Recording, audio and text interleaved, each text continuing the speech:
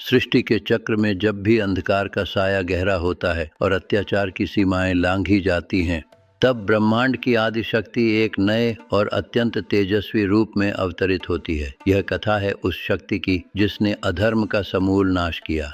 वह दिव्य स्वरूप जो रक्षक भी है और संहारक भी, जिसे संसार माँ कात्यायनी के नाम से पूजता है।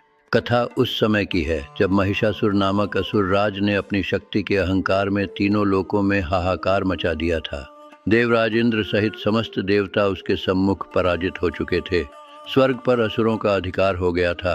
असहाय देवता ब्रह्मा, विष्णु और महेश की शरण में पहुंचे। तब तीनों देवों के मुख से एक प्रचंड क्रोध और दिव्य तेज प्रकट हुआ। सभी देवताओं ने अपनी अपनी शक्तियों का अंश उस तेज में मिला दिया। उसी दिव्य पुंज से एक देवी का प्राकट्य हुआ। इनका जन्म महर्षि कात्यायन के आश्रम में हुआ, जिन्होंने माँ को अपनी पुत्री के रूप में प्राप्त करने के लिए कठोर तपस्या की थी।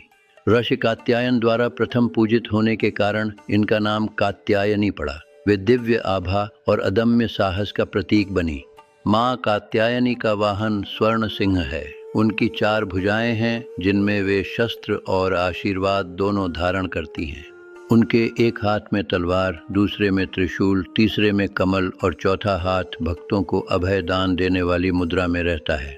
जब महिषासुर ने देवी के इस अद्भुत रूप को देखा तो वह उनके सौंदर्य और शक्ति से चकित रह गया। उसने युद्ध की चुनौती दी।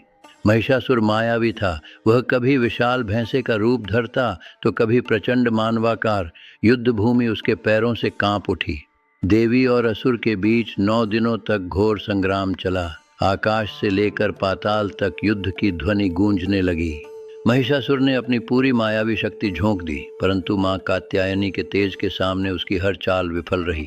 अंततः महिषासुर की मृत्यु का क्षण निकट आया। माँ ने अपनी प्रचंड शक्ति से उस पर अंतिम प्रहार किया।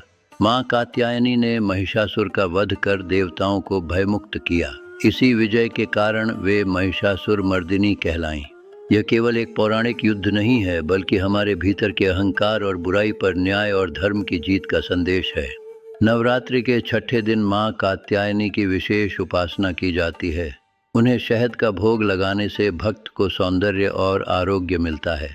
यह दिव्य यात्रा यहीं समाप्त नहीं होती। अब शक्ति अपने सबसे रौद्र और गहरे स्वरूप की ओर अग्रसर है, माँ कालरात्रि।